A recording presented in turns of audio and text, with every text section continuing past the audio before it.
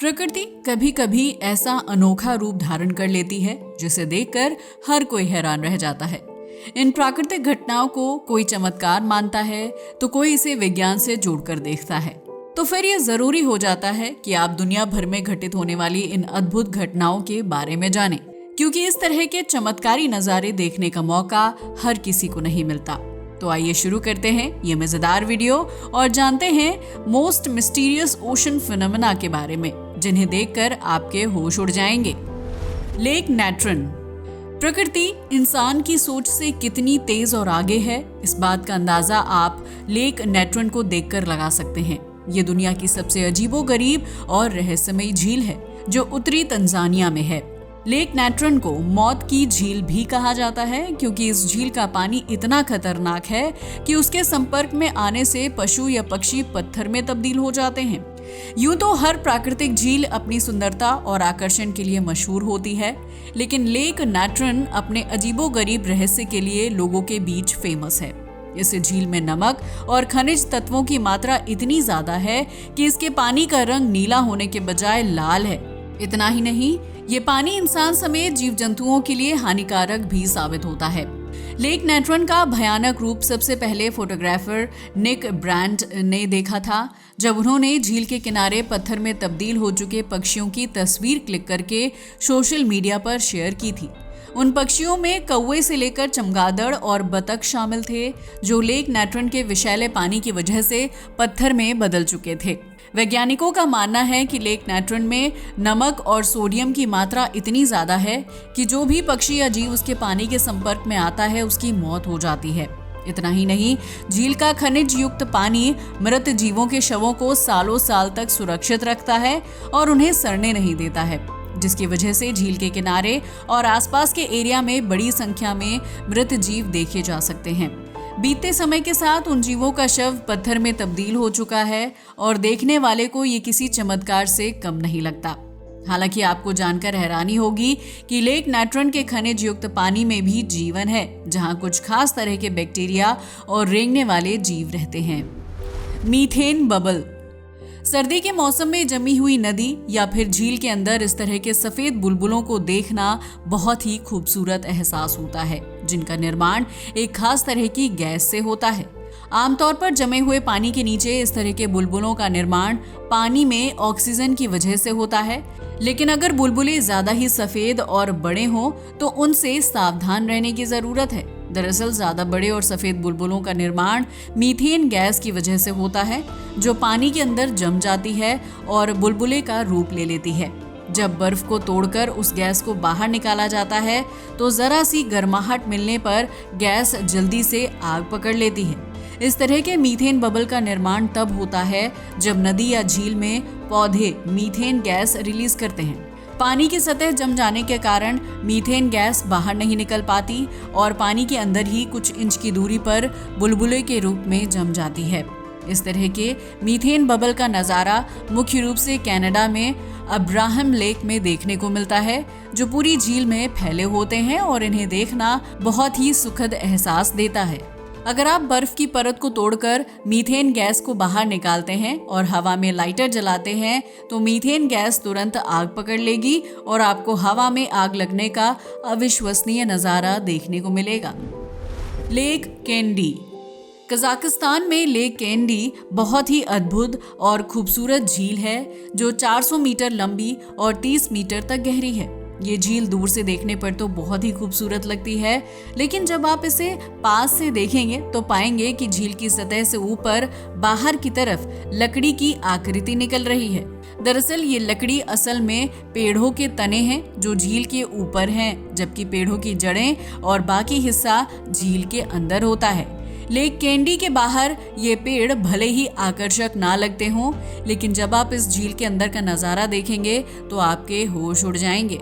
इस झील में पेड़ प्रकृति के विपरीत ऊपर की तरफ नहीं बल्कि पानी के अंदर नीचे की तरफ बढ़ते हैं, जो देखने में बहुत ही रहस्यमय लगते हैं। लेक कैंडी के अंदर पेड़ इतने ज्यादा फल फूल चुके हैं कि जब कोई व्यक्ति झील के अंदर डुबकी लगाता है तो उसे अंदर एक बहुत घना जंगल देखने को मिलता है। दरअसल इस झील के निर्माण और उसमें पनप रहे पेड़ों के पीछे साल 1911 में आया एक भूकंप जिम्मेदार है, जिसकी वजह से लैंडस्लाइड हो गया और पहाड़ का मुंह बंद हो गया। पहाड़ का एक हिस्सा बंद हो जाने की वजह से उस जगह पर एक प्राकृतिक डैम बन गया, जो लगातार होने वाली बारिश की वजह से झील में तब्दील हो गया। भूकंप की वजह से आसपास के पेड़ पौधे तो सूख गए थे, लेकिन झील के अंदर पहाड़ का हिस्सा और पेड़ सुरक्षित बचे रह गए, जिसके बाद उन्होंने पानी के अंदर ही एक निश्चित तापमान में बढ़ना शुरू कर दिया, जिसकी वजह से लेक कैंडी के अंदर घने जंगल का निर्माण हो गया। ये झील ऊपर से जितनी खूबसूरत और ठंडी लगती है, इसके अंदर का नजारा उतना ही रोमांचक और अविश्वसनीय है। लेक कैंडी ठंड के मौसम में जम जाती है, जबकि गर्मी के मौसम में इसके साफ पानी में अंदर के पेड़ों को देखने का अलग ही मजा है। Frost flower. साल 2009 में वॉशिंगटन यूनिवर्सिटी के जीव विज्ञान की टीम रिसर्च के लिए उत्तरी ध्रुव पर गई थी, जहां बहुत ज्यादा ठंड होती है। वहां से लौटते समय रिसर्च टीम को समुद्र के सतह पर जमे हुए फूलों की खूबसूरत आकृति दिखाई दी, जो बेहद अद्भुत घटना थी। हैरानी की बात यह थी कि समुद्र की सतह जमी हुई थी और उसके ऊपर बर्फ की फूलों वाली आकृति मीलों तक फैली हुई थी, जो देखने में किसी घास के विशाल मैदान की तरह लग रही थी। रिसर्च टीम ने जमे हुए बर्फ के फूलों की जांच करने का फैसला किया और उस आकृति वाली बर्फ को इकट्ठा कर लिया। जब बर्फ को पिघलाकर पानी की जांच की गई तो उसमें 1 लाख से भी ज्यादा बैक्टीरिया पाए गए थे। वैज्ञानिकों ने निष्कर्ष निकाला कि समुद्र की सतह पर इस तरह बर्फ के फूल बनने के पीछे यही बैक्टीरिया रिस्पॉन्सिबल हैं, जो नई बर्फ में ही पनपते हैं। इस तरह समुद्र के ऊपर फ्रॉस्ट फ्लावर जमने की घटना बहुत कम होती है, क्योंकि इनके निर्माण के लिए नई और साफ बर्फ की जरूरत होती है। फ्रॉस्ट फ्लावर के बनने के लिए कम तापमान और शून्य हवा का बहाव जिम्मेदार होता है। जब बाहरी तापमान कम होता है तो समुद्र के ऊपर बर्फ फूल की आकृति में खिलना शुरू कर देते हैं और मीलों तक फैलते चले जाते हैं। इस तरह के फ्रॉस्ट फ्लावर में नमक की मात्रा बहुत ज्यादा होती है, इसलिए ये फूल बहुत ही चमकदार दिखाई देते हैं और तापमान में वृद्धि होने के बावजूद भी आसानी से नहीं पिघलते हैं। अगर आपको कभी समुद्र में फ्रॉस्ट फ्लावर को देखने का मौका मिले तो खुद को खुशनसीब मानने का मौका बिल्कुल मिस मत कीजिएगा। Stripped iceberg. जब कभी आइसबर्ग यानी बड़ी बर्फीली चट्टान की बात होती है तो हमारे दिमाग में सफेद रंग की बर्फ का चित्र बन जाता है, लेकिन क्या आप जानते हैं कि आइसबर्ग सिर्फ सफेद रंग के ही नहीं होते हैं, बल्कि ये नीले, पीले, हरे और भूरे रंग के भी हो सकते हैं। इस तरह के अद्भुत और अविश्वसनीय बर्फ की चट्टानों को स्ट्रिप्ड आइसबर्ग के नाम से जाना जाता है, जिन्हें देखना अपने आप में बहुत ही सुखद एहसास होता है। इस तरह के रंगीन स्ट्रिप्ड आइसबर्ग का निर्माण तब होता है जब अंटार्कटिका की पारदर्शी बर्फ और समुद्र का नीला पानी आपस में मिलते हैं। जब ये दोनों चीजें दरारों के माध्यम से मिलती हैं और जम जाती हैं तो स्ट्रिप्ड आइसबर्ग का निर्माण होता है। बर्फ पिघलने और पानी के दोबारा जमने की प्रक्रिया लगातार कई हफ्तों, दिनों और महीनों तक चलती रहती है, जिसकी वजह से स्ट्रिप्ड आइसबर्ग का रंग बदलता रहता है। स्ट्रिप्ड आइसबर्ग में पानी इतनी तेजी से जमता है कि उसमें बुलबुले पैदा नहीं हो पाते हैं और परिणाम स्वरूप अलग अलग रंग की धारियों का निर्माण हो जाता है। नीले रंग के स्ट्रिप्ड आइसबर्ग सबसे आम होते हैं, जिनमें पानी बहुत तेजी के साथ जम जाता है। वहीं भूरे और पीले रंग की धारियों वाले स्ट्रिप्ड आइसबर्ग का निर्माण तब होता है जब पानी में गंदगी होती है। इस तरह अंटार्कटिका में घूमने जाने वाले पर्यटकों को अलग अलग रंग और आकार के स्ट्रिप्ड आइसबर्ग को देखने का मौका मिलता है, जो प्रकृति का एक बहुत ही अद्भुत फिनोमेना है। इस तरह के स्ट्रिप्ड आइसबर्ग को सबसे पहले नॉर्वे के रहने वाले ओयविंड टैनगन नाम के शख्स ने देखा था, जिसकी तस्वीरें उन्होंने सोशल मीडिया पर लोगों के साथ शेयर की थी। व्हर्लपूल। यहाँ हम मशहूर home appliance company brand Whirlpool की बात नहीं कर रहे हैं, बल्कि यह समुद्र में बनने वाला पानी का एक भंवर होता है। इस तरह के पानी के भंवर आपने फिल्मों या फिर जादुई सीरियल्स में देखे होंगे, जो अपने आसपास चीजों को पानी के अंदर खींचने का काम करता है। इस तरह के पानी के भंवर रेत के भंवर की तरह ही शक्तिशाली होते हैं, जो सेंटर में एक गोलाकार आकृति बना लेते हैं और उसका तेज बल आसपास की चीजों को उसमें खींचने का काम करता है। इस तरह के व्हर्लपूल समुद्र में अलग अलग दिशाओं से आ रही धाराओं और हवाओं की मदद से बनता है। हालांकि कई बार बदलते मौसम और बारिश की वजह से भी इस तरह के पानी के भंवर तैयार हो जाते हैं। यूं तो ज्यादा पानी के भंवर ज्यादा शक्तिशाली नहीं होते हैं और आसपास की छोटी मोटी चीजों को ही अपनी तरफ खींचते हैं। हालांकि कुछ मामलों में खतरनाक भंवर का निर्माण हो जाता है। इस तरह के शक्तिशाली पानी के भंवर को मेल स्टॉर्म्स कहा जाता है, जो पानी की सतह पर हर चीज को खींचकर समुद्री तल तक पहुंचा देता है। इस तरह के विशालकाय पानी के भंवर अपने अंदर जहाज से लेकर इंसान तक हर चीज को खींचने की ताकत रखते हैं, जिसकी वजह से कुछ ही मिनटों में तबाही का मंजर पैदा हो जाता है।